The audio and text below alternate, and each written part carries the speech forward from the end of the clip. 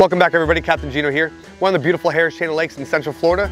Today, we're gonna continue our exploration of the chain and we're on beautiful Lake Apopka. This lake is oftentimes forgotten about or thought of as a polluted lake. However, it is not. It is alive, vibrant, and flourishing and full of absolute giant Florida stream bass. Today I got a couple hours. I'm gonna try and put together a few patterns for you.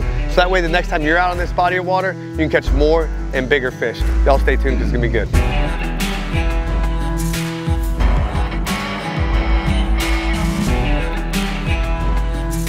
All right guys, so if you've studied Apopka at all or heard any of the rumors, there's a ton of sediment in Apopka. Apopka's dead. I mean, FWC, state of Florida, they spent millions of dollars bringing this place back. With that being said, there is a lot of areas that will have sediment in the bottom. An easy answer to that is a drop shot. You don't have to have a massive leader between your weight, between 4 and 12 inches, but that'll allow you to work a bait in areas that have sediment on the bottom and still keep your bait above bottom, and that's exactly what we're doing. And we're looking to fish some cooler areas, decent depth as well, and we're using a drop shot to, kind of combat all that slime. If you throw like a regular Texas rig down there in a lot of these areas, they'll just be covered in scum and little, redworms and stuff. The bass are still in those areas. It doesn't matter. You just need to find a way to get around that. Moving baits can be tough at times. I have done good on square bills in areas like this as well, swimming a worm around, but something like this, something slow and low, seems to be an absolute killer out here in Apopka. You have decent clarity in certain areas, but some areas not so much. And it seems like the bass don't generally want to travel a long ways to get to your bait. So, something, a drop shot or drop shot-ish, something you can keep that plastic up off the bottom and move slow is a great answer.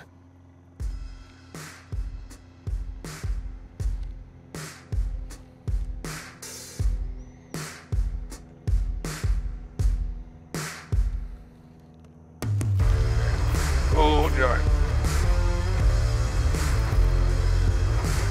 Wow, fucking monster, bro.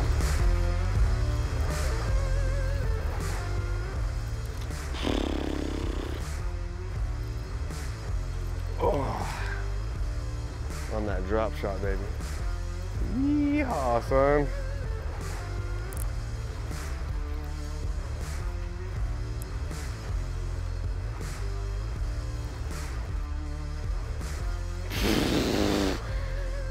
Foot and a half of water, Tyler. Oh, that's a 12-pounder, bro. No. She's angry, bro. That's a giant. Oh, that's 12 pounds. All day, baby. Oh, am I gonna break my PB? Oh, don't do it. Come on, baby. She's on that, a 1/0, bro. No, a size 1. I shouldn't have looked at it. You don't want to look at those things, Tyler. Oh. Where's she hooked that corner of the mouth? Let's go, bro! Oh my god, dude! Oh my god! Oh, son! Get you some! We're gonna go ahead and get a weight on her real quick. We got her on oxygen right now. I don't like handling these big fish a whole lot. It's hard enough on them, fighting them in. I really want to give her a break and pump some oxygen. There's not a ton of oxygen in the water right now, being summer months. We got nice cool water we put in here first thing this morning while it was still dark out in a cooler area of the lake. So I'm gonna drag her out of here and see, be as gentle as possible if we can get a weight on her. Good night. She's pretty thick, son. Pretty thick. 9, 8, 9, 10 pounds. Oh, 10 pounds locked. 10:01. 10:14. 10.14 locked. Boom, son. Another 10. That's a couple in the last couple months. No big deal.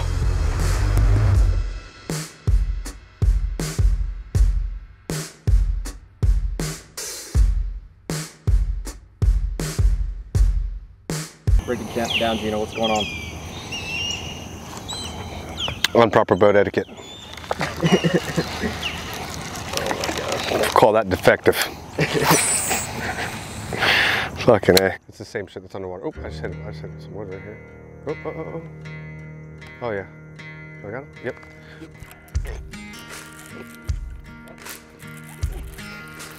Biggin. Not that big. He's not that big. He's not. Just a 4-pounder.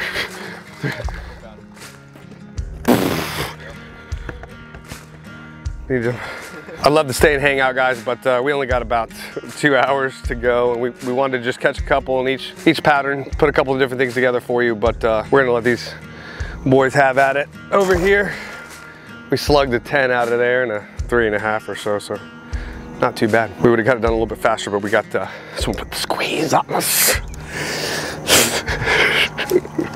All right, guys, so on to pattern number 2, and we are targeting islands right now. There's tons of these little islands all over Lake Apopka, and oftentimes we'll have limestone or wood, which then in turn leaves perfect habitat for bluegills, panfish, which happen to be bass candy, one of their favorite snacks year-round.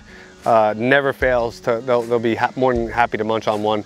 We're gonna be throwing a drop shot in this particular area. Weedless, you know, I guess a Bubba shot or a Southern shot or whatever you want to call that thing, because it's on a bait caster obviously, but you know, I'm fishing on 12 or 15 pound test around wood. Half ounce seems excessive, but for some reason that clack on the wood or that sound seems to really draw them up. See if we can catch a couple fish for you real quick, and then we're gonna move on to the next one.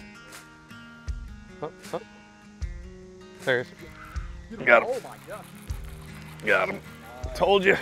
They just moved a little bit, man. A little bit. Guys, we're sitting on one of these islands here on Apopka, and that's a good pattern you can run all the way around, man. A lot of these islands that you see are these like, you know, strands of trees that stick out. They're often surrounded obviously by wood, because that's what you see. This is not a huge one, but it is a good bite considering we got crickets going. It's midday. Mid-morning. We got jerked around by those guys in the tin rig, and we'll put it right in the oven. Let's see if we get it in the fridge. What? They're either in the fridge or the oven. There he is. He was in the oven. It's a good one. Oh, come on, big nasty girl.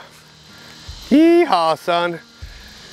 Maybe the forward-facing sonar helped a little bit. Oh yeah. There's another one. All right, guys. So, Fishnology members, if you have not noticed, we've been uploading a ton of waypoints to the key areas or places where we're catching our fish. It's free for you guys. If you are members, be sure to hop on, check out the waypoints from this series and some of the past fishing reports. People that have not yet become members of Fishnology, if you're trying to grow as an angler and you're serious, this is gonna save you thousands of dollars. We'll help you get the most out of your electronics, the most out of your fishing, the most out of your time, as well as tons of waypoints, exclusive lake breakdowns. You got to check it out. It's going to help you grow exponentially. I wish I had something like this when I was trying to learn how to improve my skills on the electronics, fishing in general, period. It's really awesome. Check it out. Another great way to catch them when you're down in Florida, and you've probably heard of it, you know, guys come down, they're like, where are the mats? Where can we go punch some mats? It's not necessarily always punching. There's not a lot of matted vegetation out here right now, but these pads serve this similar purpose. They're going to offer shade, cooler water, a change in depth often. Oftentimes these will represent islands, and in some instances, say you have spatterdock and flat pads, maybe one's a high and one's a low. So change in depth, you have all these little points and pockets all the way down you can see here, and also some cover from above, and just cooler water. Great habitat for panfish, great habitat for speck crappie, and then our little friend, the largemouth bass. So we're gonna see if we can flip a couple up real quick for you real quick and round this thing out. Right on the edge. Right on that edge, right? Right on that edge, yeah. Not wrong. Yeah. They don't have any sort of like... Oh, look, you can see bass right there. And besides, like, I think bass match... There it is. Oh. Is that nice? Yep. Yeah. Right out of the reed clump. Yeah. Just fishing outside edges right now. That's a real Florida thing. You can do just about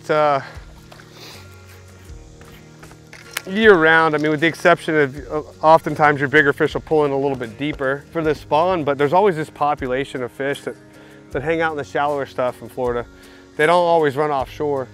And in those situations, and also in situations where maybe it's just a panfish lake, there's no shad or anything, oftentimes those fish stay pretty shallow too. But in those situations, you can just run around and throw to outside grass lines. You can cast a Texas rig, cast Carolina rig, square bill, top waters and chatterbaits and drop shots for the hotter days or areas that have a little bit of sediment. You know, I'm throwing around a little bit of sediment here and there, and This just keeps it up out of that sediment. You can even use those outside grass lines. It's kind of like almost like you're going down a bluff wall or something. You know, put your boat right up against it as tight as you can and parallel it as well. And then if you start feeling rough stuff, start casting out. Sometimes these shell bars will extend out from these grass lines a little ways, and you end up in a little situation where you might be able to catch 10 or 15 fish in one spot on some little, you know, underwater point that most guys won't pay attention to, or a little shell bar or something like that. All right, that's a wrap, everybody. Hopefully today's information helps you to catch more fish next time you're on the Harris Chain, maybe next time you're on your body of water. Hopefully you got something out of it. If not, go fishing, man. Till next time, tight lines.